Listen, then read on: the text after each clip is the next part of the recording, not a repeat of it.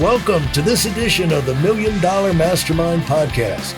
This is where we pick the brains of high achievers from all walks of life and get their hard-earned, real-world insights on winning.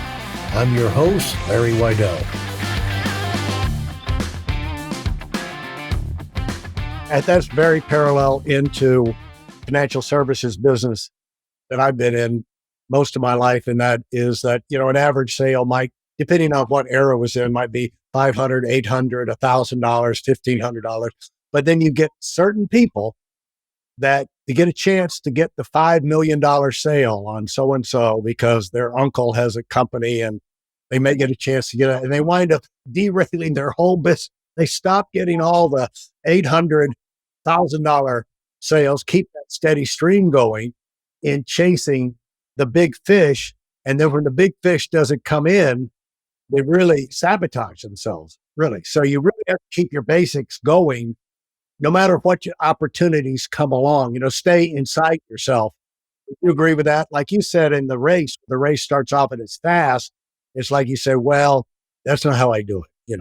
You can approach things from knowing your own strengths and everything and still get the job done, but you don't throw everything you know about yourself and how to get the big performance out of yourself just because something big opportunity came along. Exactly. No, certainly in order to gain trust and with clients is you want to know that they can have faith in you. And so you're not just going to pivot with any new fad that comes out. Oh, we're doing this now. Oh, we believe in that. It's like, no, we have our core values, our core principles. And with that, we have this fantastic offering that we have a proven track record. We continue to bootstrap on new offerings and new testing as it comes out, and we fine tune it. But at the same time, same as in finance, if you just keep pivoting with every fear that comes out into the market, I think you really open yourself up to a lot of vulnerability. And so for me, I have faith in the process with running. I know what baseline mileage I need to run. I know what I need to do to get into shape. Yes, there's new emerging technologies. A lot has advanced in sport over the last couple decades. But at the same time, I know those foundational pieces haven't changed. Same within medicine. Food is medicine. Movement is medicine. That's not going away. Well, I'm going to ask you a technical question, then we'll get to business. But would you say, my buddy out in Atlanta, Aspen, who is a cycling coach and he's ski instructor and all that too, but he's always talking about fighting during the winter to get out on his bike any day that's possible to ride, because he said, I've got to keep my core, my base. He always calls it his base. And I've wondered about that. Is the base the VO2, your lung capacity? Because you can't go and work out hard for a week or two and your VO2, your lung capacity go up. But when someone talks about as an athlete, one of the reasons you'd stay with your fundamentals and stay with your routine is to keep your base up, your capacity for work. Is that the VO2? I wouldn't say for myself, the VO2 doesn't factor in. Yes, during the winter, those short days, those dark days, raining, snowing, icy, it is hard to get that baseline mileage in and also to stay motivated. But if you have a purpose and if I'm certainly wired that I can barely go more than a few days without running. And it's that muscle memory, it's that movement. Even if you're just slowly jogging with a friend, that's what is important, is it's that your body is becoming comfortable and it's a type of movement that just becomes so natural and it's embedded into your day to day. So no matter how much cross training I do, I'm still itching to get out running. And for me in the winter and such, do they have a treadmill? Where am I going? What can I do? Even if it's just quite a bit lower than what I typically would run mileage wise, I just need that movement. I don't really focus on the VO2 until I'm trying to get into more of that peak performance. But at the same time, if you fixate on the number, you could be playing a head game with yourself and saying, oh, I won't run this time because my VO2 max is that. I just go in and say, you know what? I'm going to jump on that pain train. I'm mentally focused. I'm competitive. I hope it's a competitive field because they'll push me along. It's hard to push yourself when you don't have people around you. And there's very few opportunities to run. And we should be so grateful to the post-pandemic to have these types of athletic events.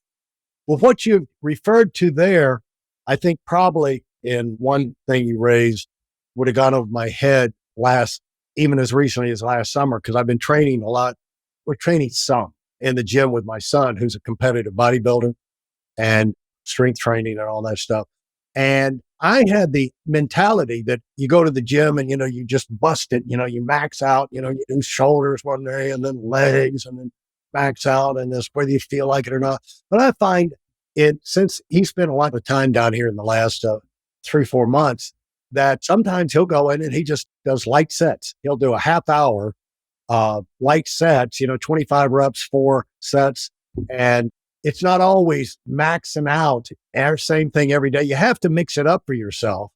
And it dawned on me that, because you were saying that sometimes it's a light day, it's just a slow.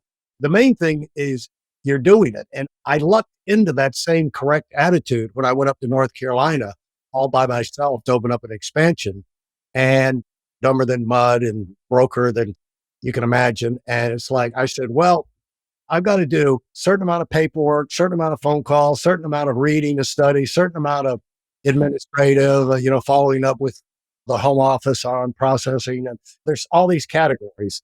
And I said, what I'm going to do is every day I'm going to do as much of something as I can get myself to do. I'm not going to go in and say, no, today you do this, it's like, and have this battle with myself, it's just like, nope, today I'm going to do this and I'm going to do a lot of it, and knock that out, because eventually you have to get it all done. But those things add up, especially by keeping you in the game, don't they? Yeah, you illuminated perfectly.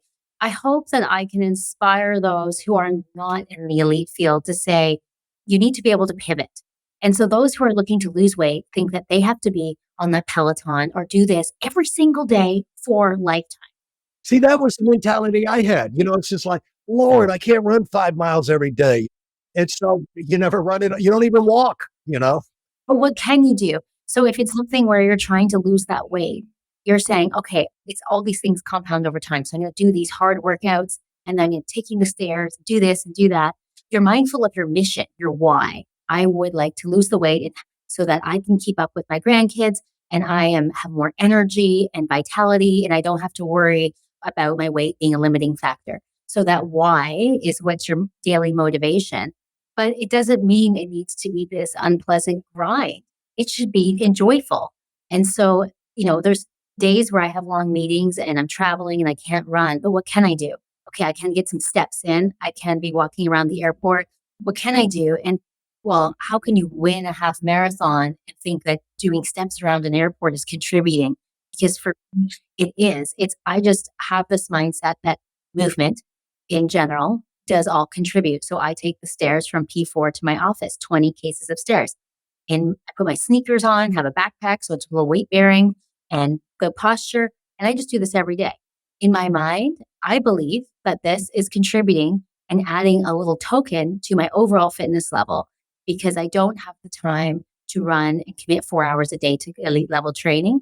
But I do all these other pieces that I believe is helping me have longevity in the sport. And so it looks different for everyone. And so I certainly want to encourage people. There's so many ways to achieve your goal. And it doesn't need to be this unpleasant, like you have to give up all social events because you have to do this one thing. No, you can just look at it differently. And this is why I think health coaching and certain types of people helping you achieve your goal can make sure that you're adjusting the plan, but you're not losing sight of the goal. So you get back on track. Right. And I was listening to a podcast with a health expert, longevity expert out of Harvard. And he said that, so many of these things, the facts are just not out there. But for ladies, for example, he said a woman who has, I think, 150 minutes of activity, just walking, which would be like 20 minutes a day, will reduce their chances of cancer, heart disease, this, that, and the other by 50 to 70%, just with that little bit of activity. And so a little bit counts. And it's important to know that. But, when you haven't been introduced to those facts, you have these barriers to even getting started because you think, oh, Lord, it's going to take some work. It was like entering something like cycling. People think you need the lightest bike and all the fancy gear, and there's no way I can start cycling if I don't have all these things. You can pick up a bike anywhere. The bike I was using was a nice bike, but it wasn't fitted for me. It wasn't anything special. I made sure the shoes fit. And so the shoes, because I didn't want to hurt my feet for running.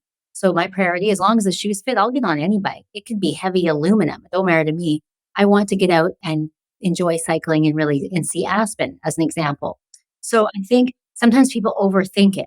You don't need a fancy gym membership to be able to lose the weight. And I think social media and a lot of these different media platforms really portray that.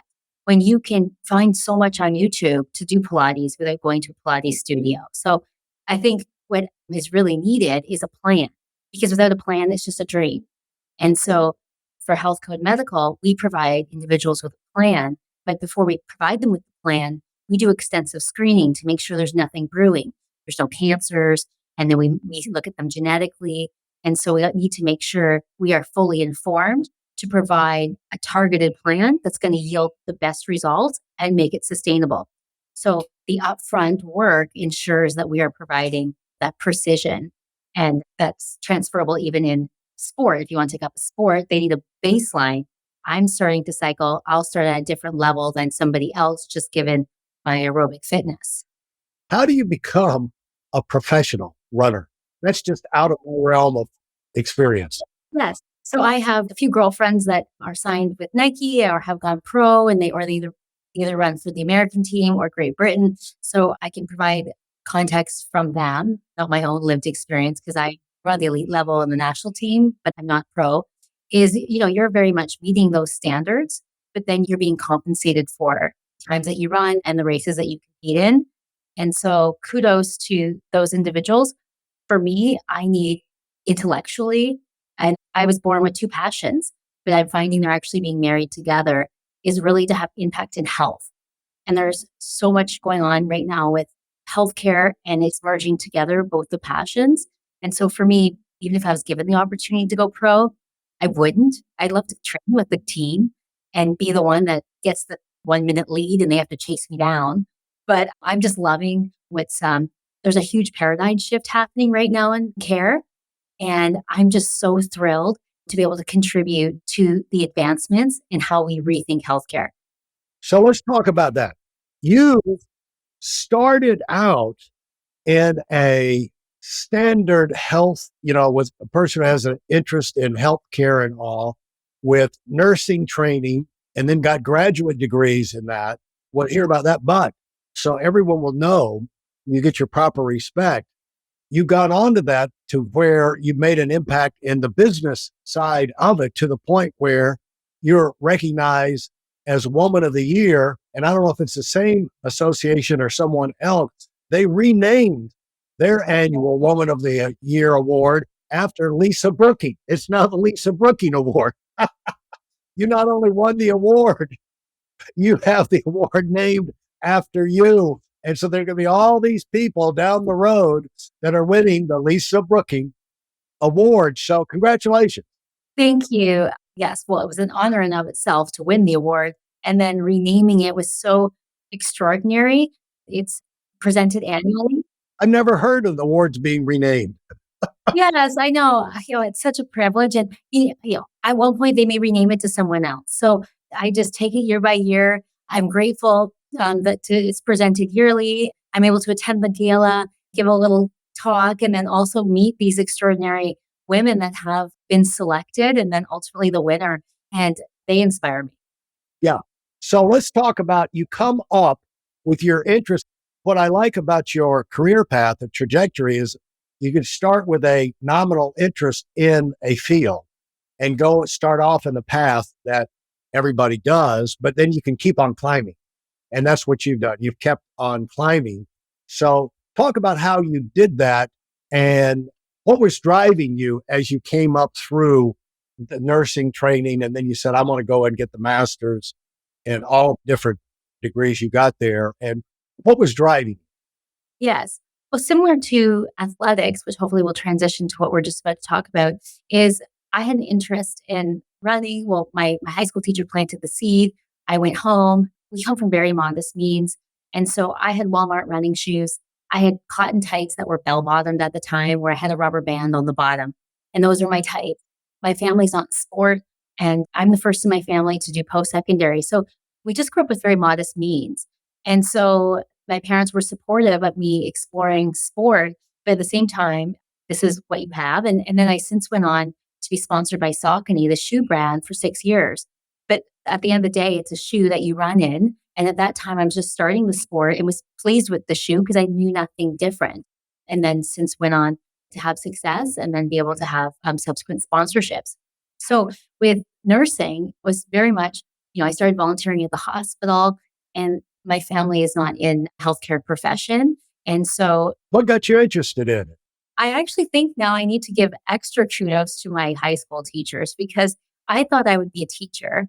And it was actually a science teacher that said, well, what about, care, like doctor, nurse? And I had said, no, I haven't been exposed to it. I think I'd like hospitals now. And they said, well, why not volunteer? And so coming from a small town, I'm super grateful that, it takes a village to raise somebody. And I've had extraordinary teachers along the way that I felt were very invested. And I'm sure that happens everywhere. So I volunteered at the hospital, and then I just met nurses and just saw that their purpose and how you can really help people. And so that's where I was able to define, what nursing is like teaching. You're teaching patients, and you're teaching patients how to recover and then get better. And then hopefully they don't need to access the hospital again. And so that initial thought as a career to go into teaching and to educate is very much intertwined into my nursing. And so I did a bachelor's degree in nursing, had a broad exposure across all the areas in the hospital, surgery, maternity, and then ultimately landed in cardiac care, which again, keep the heart strong, keep people moving, get them a pacemaker. And so it very much aligned with my athletic, where it's like, okay, let's get over that injury and keep on moving. So my spirit around cardiac health and getting that up and healthy again, definitely filled that passion for me. And then I ultimately ended up doing further credentialing to be in neurotrauma ICU. So I eventually made it to what people could call the highest level in the hospital, which is neurotrauma ICU. So any type of head injury, and then cardiac surgery ICU. And I loved it. I thrived off of just the ability to critically think, be autonomous, have all these infusions. Now, what does that mean? When you moved to the top there, what were you doing? What was your area of responsibility there? So it was still in nursing. So it was still that bedside care, but it was a bedside care in terms of you have to receive an extra level of schooling and training, and you're taking care of somebody that's just brought in by whether it's air ambulance or an ambulance through emerge, and they need to be on life support. You need to stabilize them. Are they going to surgery? Are they not? If they go to surgery, they will have an exposed craniotomy. You're caring for patients in a very vulnerable state at that point. And for me, I want to know that the families can trust that I'm going to take the best care of this patient as if it was my own family member. And so that was caring for one patient at the bedside.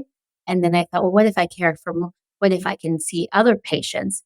And so going into more management and seeing the pinch points at the front line to really deliver that great care, well, maybe I need to receive further schooling to have an impact at a department level, at a hospital level. And my curiosity just kept expanding. Thanks for listening to the Million Dollar Mastermind. If you felt there were any valuable takeaways from this episode, please take a minute and leave us a 5-star review. Your feedback is important and really helps us get the word out to a wider audience. Remember, we have a valuable webinar that is absolutely free. Register for it right now at weidelonwinning.com. Thanks for listening.